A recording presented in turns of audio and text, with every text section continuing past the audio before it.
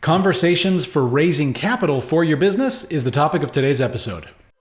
You are listening to the Champion Hustle podcast. Play to succeed in business and in life. Featuring Levi Hunsaker and Ryan Black. Hello and welcome to the Champion Hustle podcast. This is episode number 30. My name is Ryan Black. And my name is Levi Hunsaker. And today we have a special guest. Yes, we do. And this topic is amazing. Whether you're doing business, whether you're doing real estate, this topic is very important to keep your business capitalized. And we have our good friend Daine Clark here to share with us on some of the conversations he used to raise over $21 million in capital and put it to work. Now, it didn't always start out that way. Daine started a business back in 2012, and it took him 6 years to make his first six figures over those 6 years. And his last six figures, he made that in just a few short months. So by comparison, he has actually learned how to level up and really take his business to the next level doing his champion hustle. And we're going to talk about how he did that today. Yeah. Welcome, Daine. It's great to have you with us. Oh, we got you on mute. Oh, Daine, you're on mute. Sorry, I muted myself so nobody heard me, making any side noises. But yeah, I'm super excited to be here, guys. Pleasure Awesome. being on. Yeah, great to have you. It's good to have you. So this topic of raising capital is something that obviously, and for full disclosure, Daine also, he's got a couple businesses he's involved in, but he also is a real estate investor as well. And so we've got that, and we're going to dive more into that a little bit later. But, I think sometimes people who are in different spaces outside of, investing, they might wonder, well, why would I need to raise capital, right? Can't I just go to the bank? Can I just go get a loan from the bank or something like that? I thought maybe we start on that and discussing a little bit of what is the value in raising private capital and being able to have that skill set regardless of the industry that you're working in, because banks are not always the answer. VC funding is not always the answer. Sometimes going and just raising that capital privately can be the best option for being able to scale your business. So, thoughts? What do you guys think? Yeah, I mean, typically, what's the phrase? It takes money to make money. I believe that, but one of the things that most people forget is to add in that it doesn't take your money to make money. Yeah. And most people think they have to have all kinds of dough sitting around to start, some business idea, which is truly false. Had I learned what I learned or what I know today, those, 8 years ago, I might have done things a little differently, but I guess we all have to go through that learning curve, that learning process ourselves. So, yeah, absolutely. Hashtag no regrets.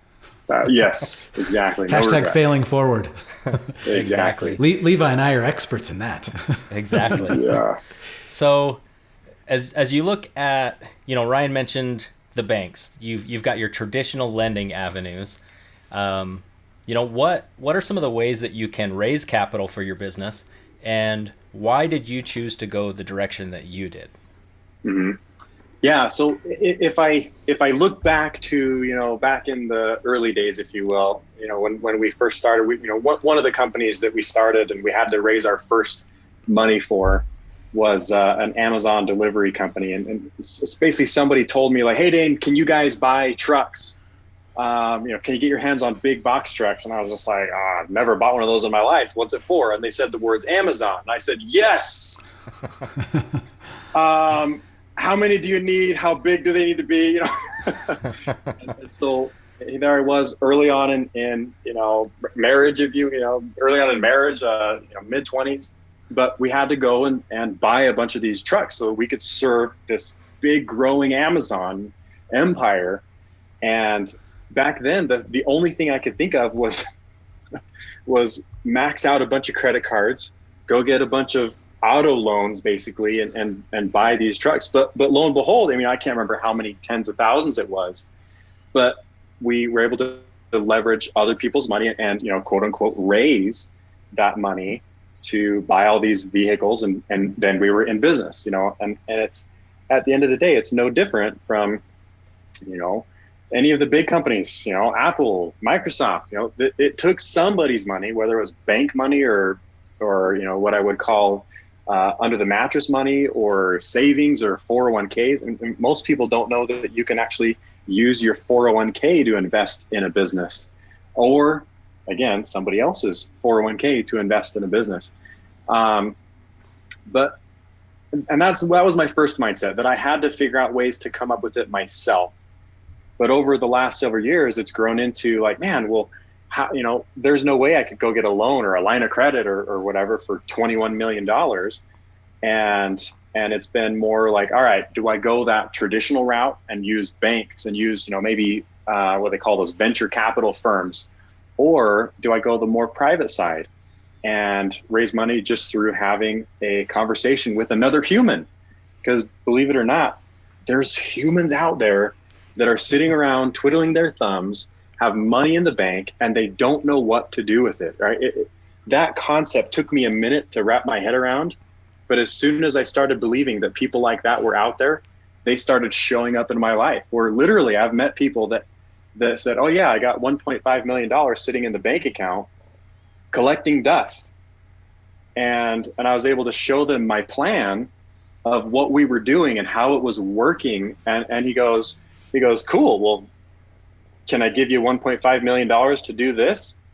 And I said, yeah, it'll take me a minute to put all that to work, but I'll get working. and in essence, we're able to create, for myself, a private, it's not like a true private line of credit, but one could argue that I was able to start creating these private lines of credit that whenever I needed capital to take advantage of the next opportunity, I could make that call and say, hey guys, I got another one.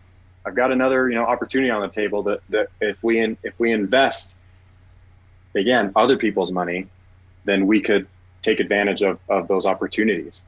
So that's kind of been the range, if you will, thinking that I had to do it all myself, all the way to the other side where I would probably dare guess that 90 some odd % of the opportunities that I'll take advantage of are funded by people that literally had money sitting in a savings account where they're twiddling their thumbs and didn't know what to do with it. And has brought, I'd argue, all the power into building what we've been able to build. So yeah. Okay. So that's an incredible conversation right there. Like, what did that feel like the first time somebody said, I've got $1.5 million for you. What are you going to do with it? It didn't, and I better backtrack on that too, because it didn't always happen that way. The only time that stuff like that would happen was because I started with somebody that had 50,000, 100,000.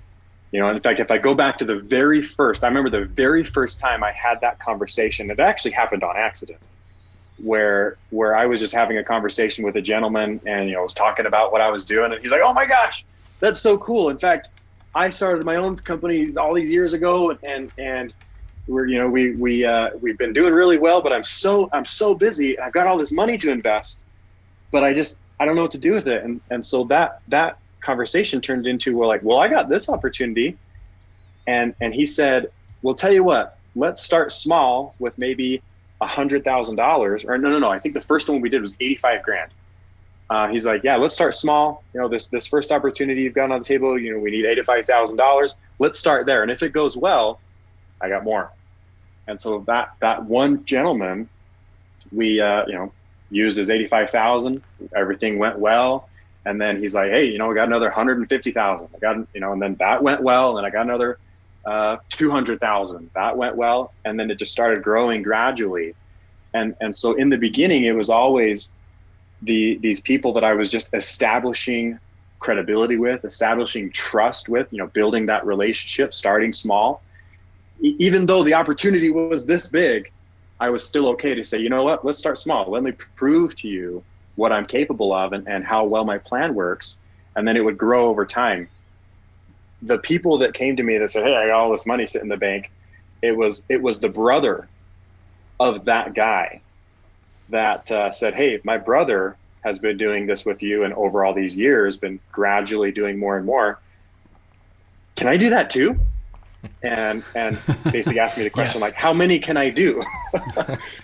And within a few months was able to put $1 million of his, that person's money to work, essentially, over $1 million, I should say, of that person's money. And so that I had to start smaller, of course, but then gradually grew all the way to that point where you get the referrals.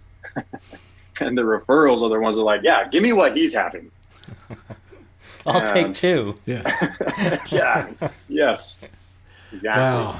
Well, that's where you really start seeing, because at that point you've created a track record of success, right? So your reputation precedes you, and so it's a lot easier for you to be able to, be able to land that next one and continue to grow that. One thing I want to ask you about is, obviously, when you're raising capital, there's got to be some type of upside for the person who's lending, right? And there's basically, they're either going to receive some type of a dividend or an interest on that money, which is a more set, secure return, or they're going to have some type of an equity position in the investment. Do you want to share a few thoughts about that, kind of how that works? Yeah, I read a book, I mean, tons of them, but one of the biggest ones that sticks out was the book called Pitch Anything, and Oren Klaff, and he talks about raising billions of dollars, huge money. But I kind of took what he talks about to heart, where it needs to be short, needs to be concise. And I took another one, the guy who started the company called Mission Belts. He was on Shark Tank and he won. What was the guy's name? I forget. I don't watch the show, so I don't know all the people by heart. But he won in Shark Tank and funded his business, and they did their thing. And he came out and talked about his formula. And one of the best phrases, right? At the end of the day, I feel like it comes back to these buzz phrases that come back, that you say, that people respond to very positively. And one of those was literally the phrase, most people. I use that phrase so often to my advantage when I'm sitting down with somebody and let's say I know they have a lot of money. What I'll say is, hey, most people, and I'll place them in a box. And it's the problem that I'm solving, right? Instead of saying things like, hey, have you ever had this problem before? Hey, because some people are going to respond to that, some people aren't. And so what I would say is like, hey, most people, for example, if I'm raising money for like a real estate deal, most people that want to invest in real estate think that they have to save up 20% down, go buy a house, get a mortgage, put a tenant in that house. But most people don't realize that they can be the bank and still make double-digit returns on their money. And so when I place the most people in that box, people are like, okay, yeah, I can see that. Doesn't matter where they are. And so my pitch will always start with, hey, most people create the problem. Here's my solution that creates the problem, gets most people out of that box. And then I basically have my system that goes through Simon Sinek. He talks about start with why. And so I'll go through it and talk about my why. And it's not like, oh yeah, I got, 3 cute little boys, they're 4 years and under. Like, no, I don't talk about that kind of a why. I talk about like, hey, here is why what I'm doing is the best thing since sliced bread. So I talk about the why, and then I talk about the what, right? Here's what we're doing, and here's how it works. Here's my plan, and here's what we do if this happens, and here's what we do if this happens, right? Really, really quickly. And then I finish off with the how. Here's how it works functionally. When people want to do something with me, we go through this step, we go through this step, we go through this step. This is where you come in. We go through this step, we go through this step, right? And then the most important finish off in that conversation is, here's how you get your money back. Here's how you get. This is what everybody wants. That's really what they care about, right? It's a minor detail. Come on, guys. Yeah. Let's not be crazy here. And what I've been able to do is say, here's how you get your money back in plan A. Here's how you get your money back if we have to take part in plan B. Here's how you get your money back if we have to take part in plan C.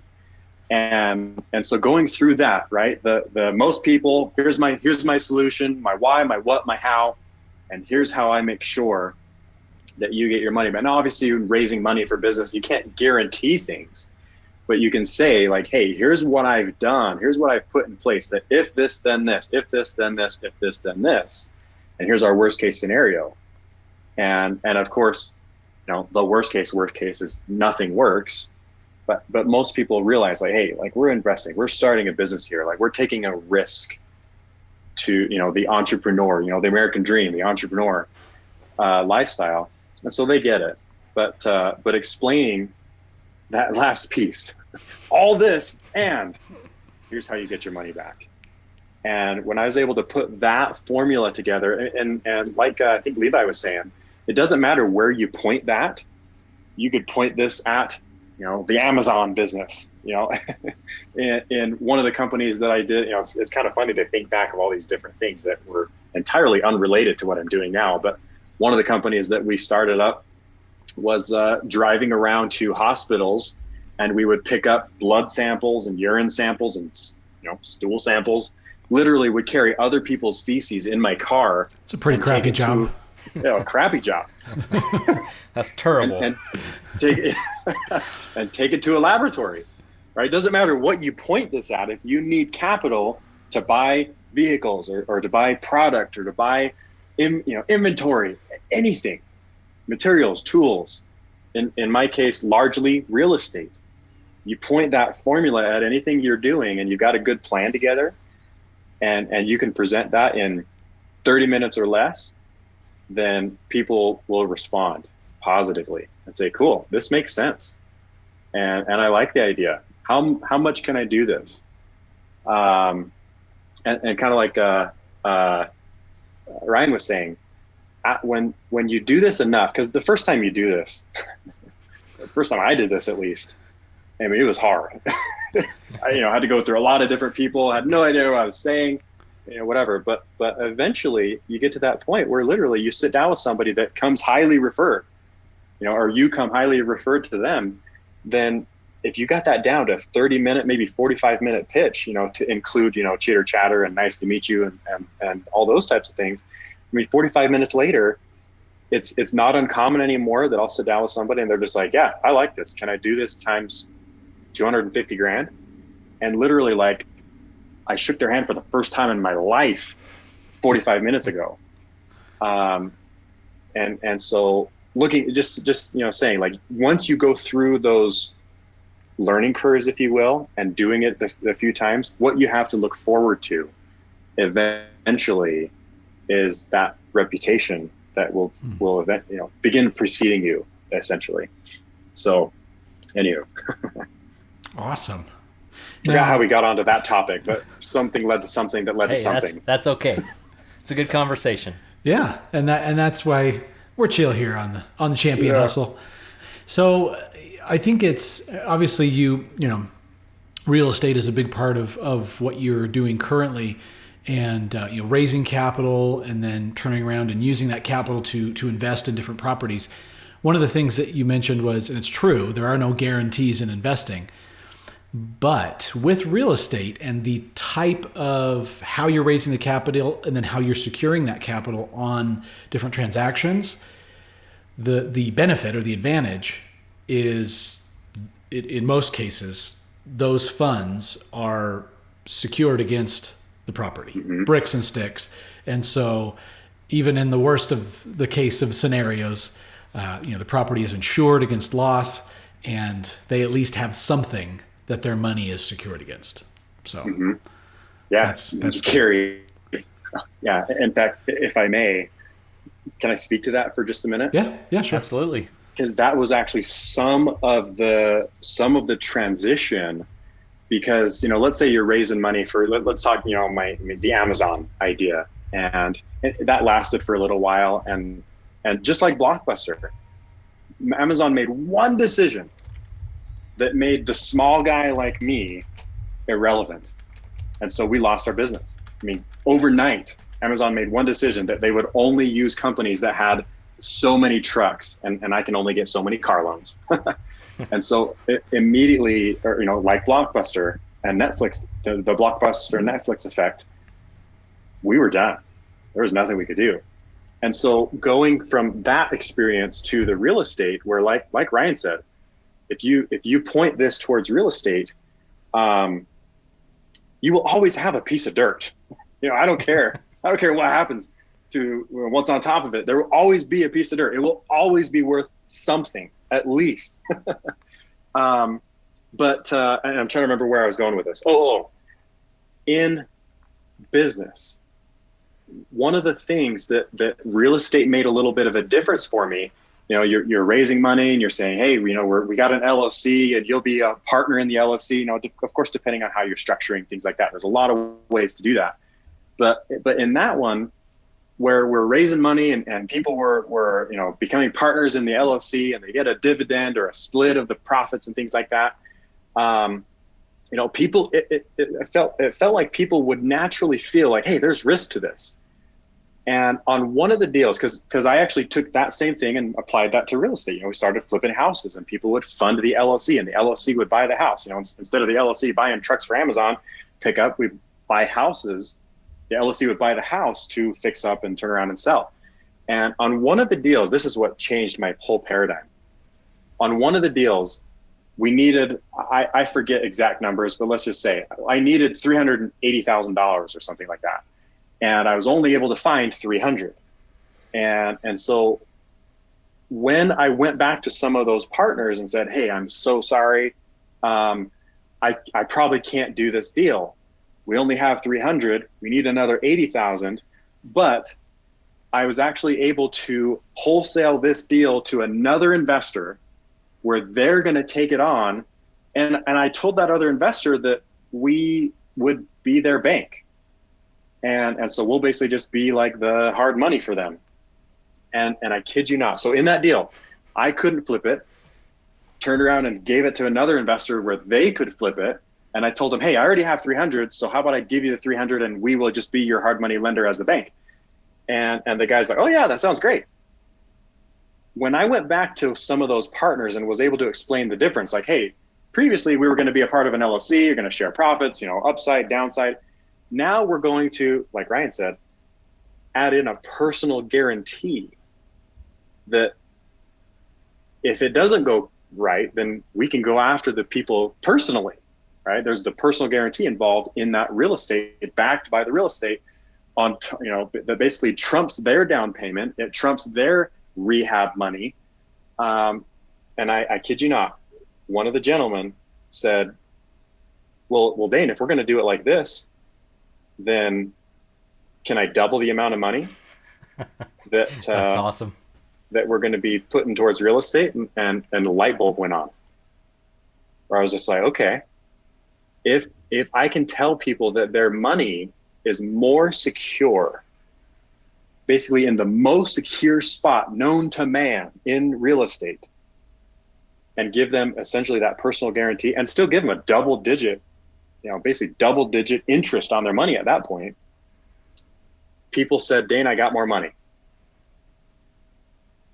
And that's, again, the light bulb turned on, where I was like, okay, here is the power of real estate.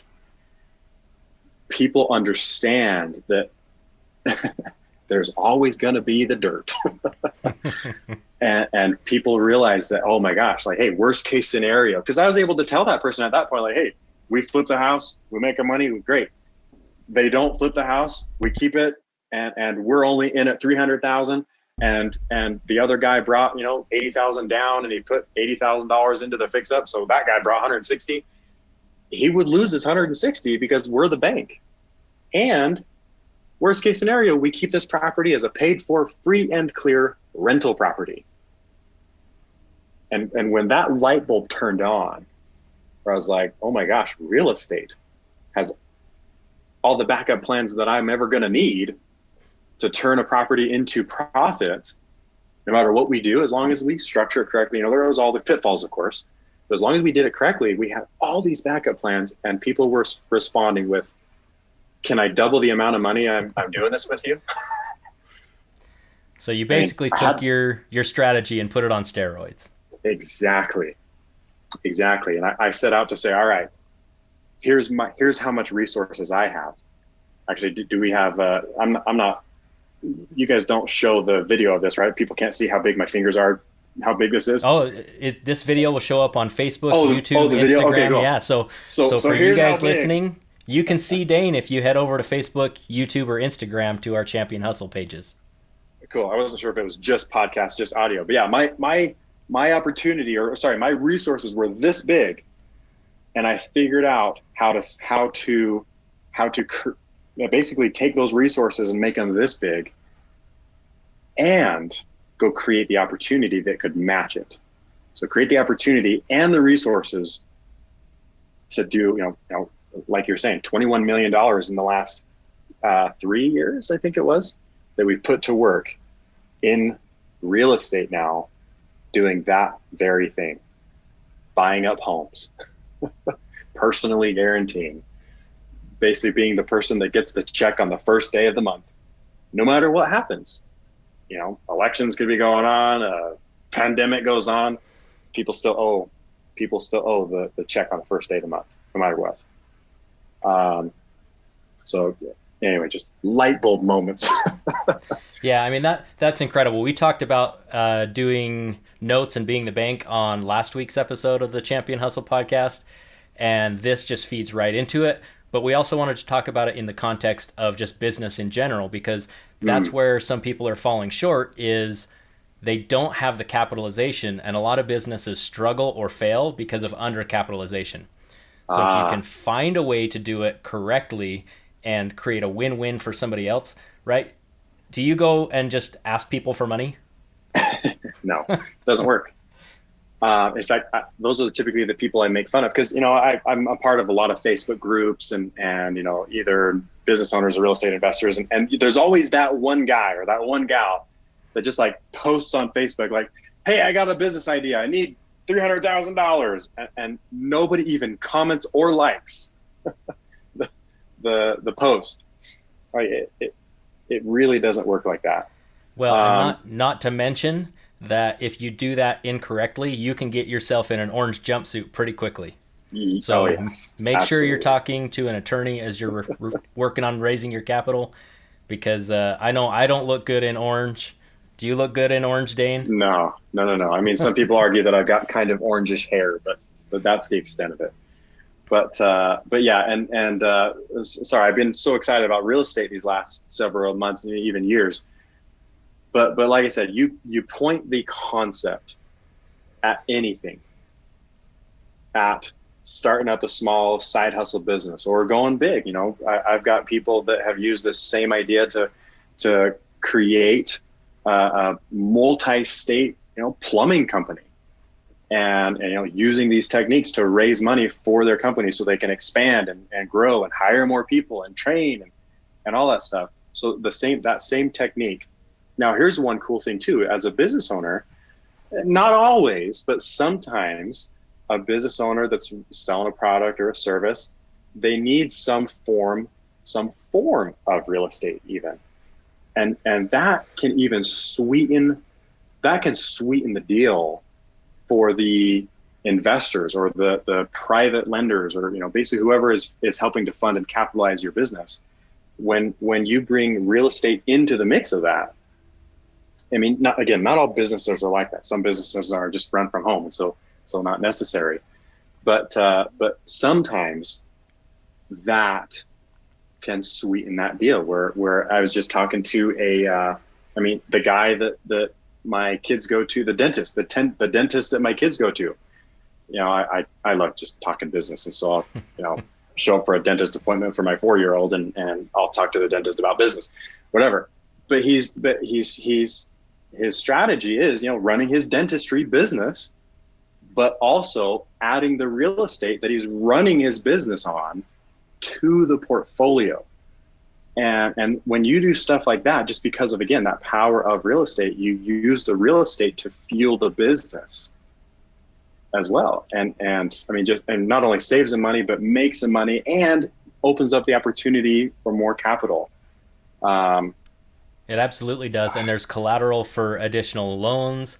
Yes. Owning the real estate means that if you ever get tired of running your business and you're like, you know what, I'm out, you can sell the business but keep the real estate. Exactly. And so that's huge too. So as we talk about this, let's go. Do you mind do you have a few more minutes? Absolutely. Okay, so we're going to go a little bit over time here, but I think this is important. Let's say I am somebody that you're approaching. We're going to have a business meeting to talk about how we can work together. Now, when you do that, I've got a 401k with a maybe an old 401k, let's say, because a current one's not going to work for this, but an old 401k, and I've got maybe $500,000 in there. Okay. So let's take this conversation start to finish, kind of in an abbreviated format, because you do your pitch in like 30 to 45 minutes. But Sure. And I can already tell that you understand how 401ks work, or else because you're putting me in this perfect scenario of how it would work. But yeah, like you were saying, understanding a little bit on the back burner of how the 401ks work are really going to come into play in this. Like you said, we don't have time to talk about that right now, but the perfect scenario that you lined up for me. And in our scenario, are you already interested in the business that I'm doing? Like, do you already know about it, or are we starting like from scratch? Let's just say we're starting from scratch. Cool. So how do you approach someone new? Yeah. So typically I love to just make it normal, very, very normal, normal conversation, right? My acronym is FOR. I'm going to start asking questions for you, Levi. And so F stands for, like, let's say we're like really, really from scratch. F stands for from. I want to know where you're from. I want to know where your roots come from, right? Where were you from? Where are you from? As well as family, right? Tell me about the family, tell me the wife, tell me about the kids. And so I'm going to start asking questions. Because again, I'm asking questions for you, not for me. I want to understand where you are and what you want. And because I don't want to discriminate against just placing everybody in this box of like, hey, like I think you should want what I have. I'm going to be a detective. I'm going to figure out what you want. And if I have what you want, then I'm going to offer it. Right. So anyway, I'm going to start asking those, the 4 questions. From, family. The O is occupation. I'm going to start asking questions about occupation. It's funny. Like, my wife sees me do this at, on vacation, whatever. We're sitting down in the hot tub and we're chatting with the couple, across. I guess actually that was last year though, or no, 2 years ago, but when you could actually sit in hot tubs. But whatever. I'm just chatting with somebody, making it very nonchalant. Occupation. You seem like a really sharp guy. What do you do for work, Levi? I'm asking questions about what you're doing, and getting people to talk about themselves. And when the person I'm talking to says anything that somehow I can relate to my business, I like light up and say, oh my gosh, almost as if it's like, there's a reason we met, right? I'm almost saying that in my composure, in my tonality, if you will, right? So the moment they say something, let's say Levi says, oh yeah, I got, is it 3 kids? 4 kids. 4 kids. But, oh, Levi, I got 4 kids. Like, oh my gosh. And I start talking about my kids and how running my business and teaching my kids how to work. And that's one of the reasons I wanted to do that. Right. So I start connecting with and start throwing my business into the mix of our conversation. Oftentimes creates a little bit of intrigue, like, oh, really? And then I bring that in. And then I also was like, wait a second, have you ever considered? And at that point, we start talking about the business. We start talking about, investing. We start talking about money. We start talking about, in often cases nowadays, real estate. But if this was for the Amazon company, it makes no difference.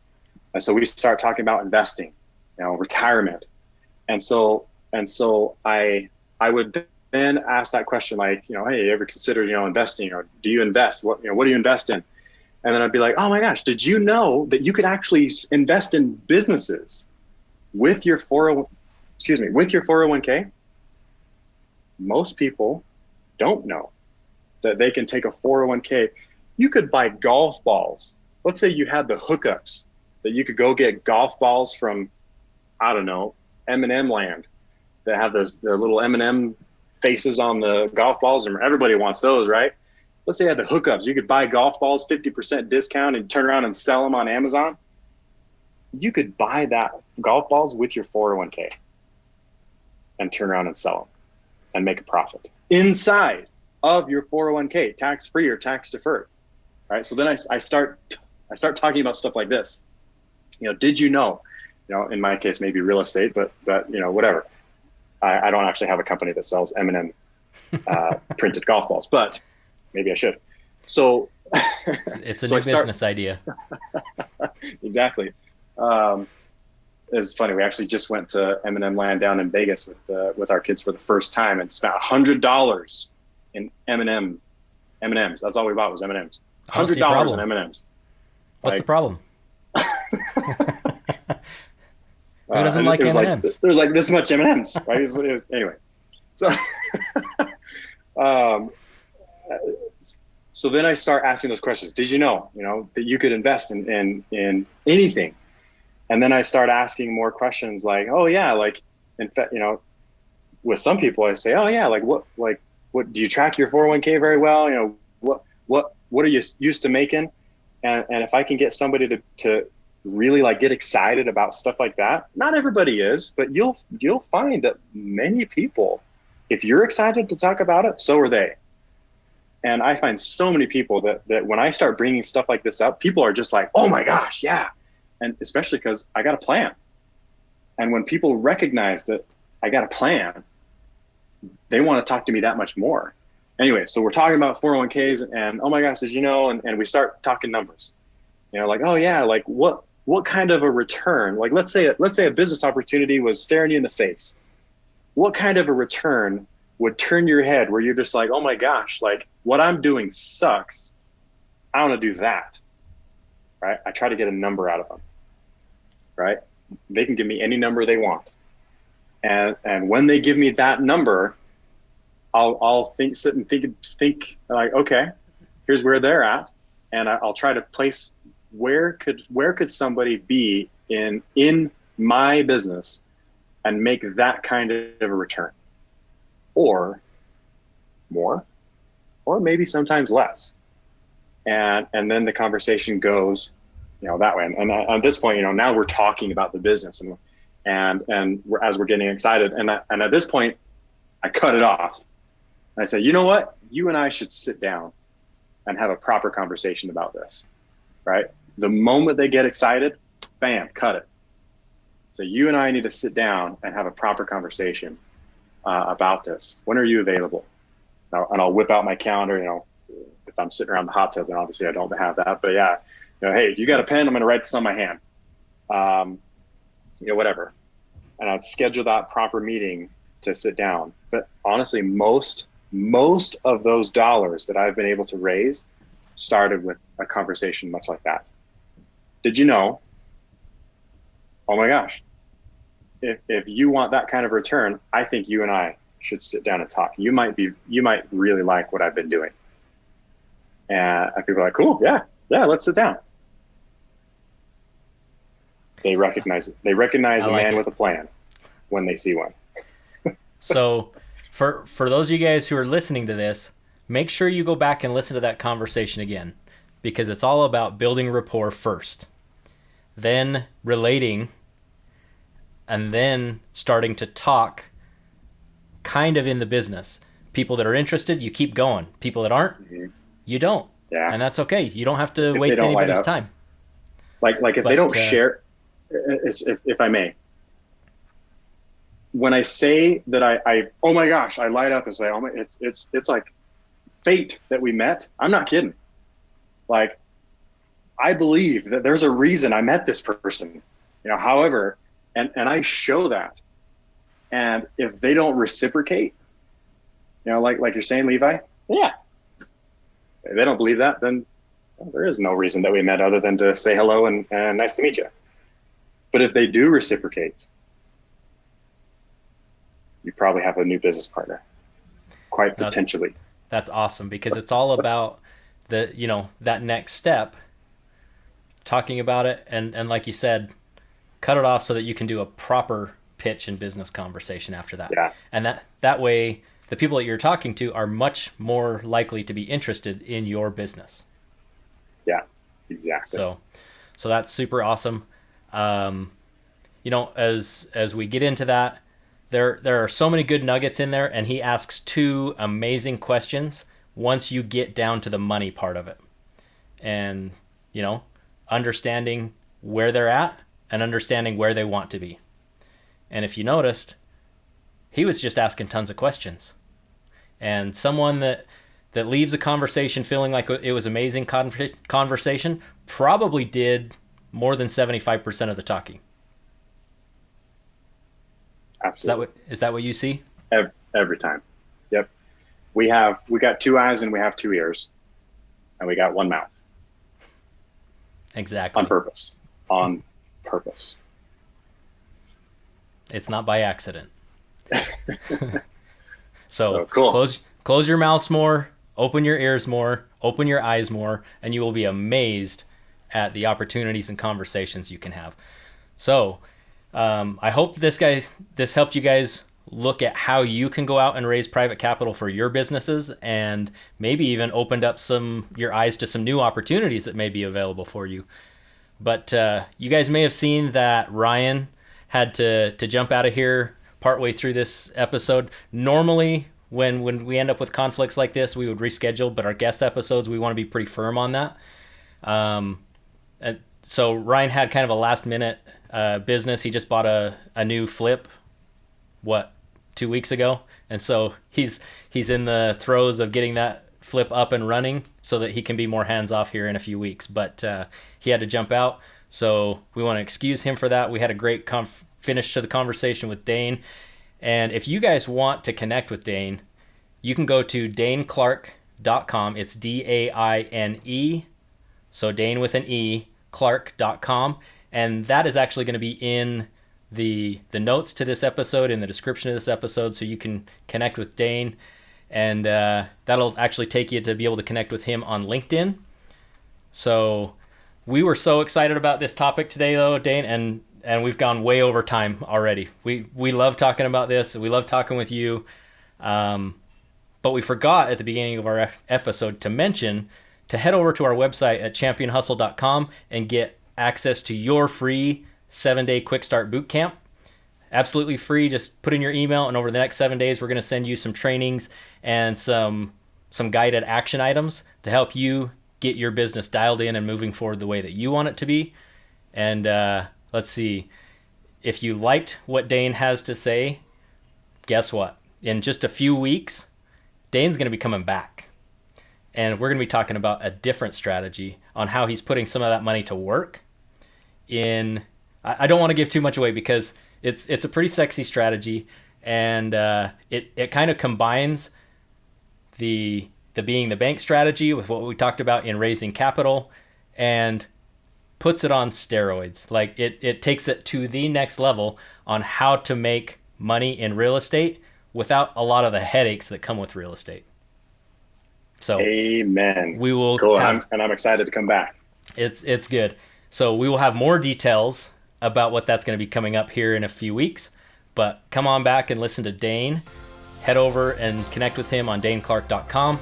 And next week, we are going to be diving into leadership versus management and how to make sure that you are choosing the most effective option for you in your business. So with that said, we just want to say thanks for listening. Come on back and let's keep this conversation going, and have a great week, everybody. Thank you for joining us on this episode of the Champion Hustle podcast. For more great content and to join our online community, visit us at championhustle.com.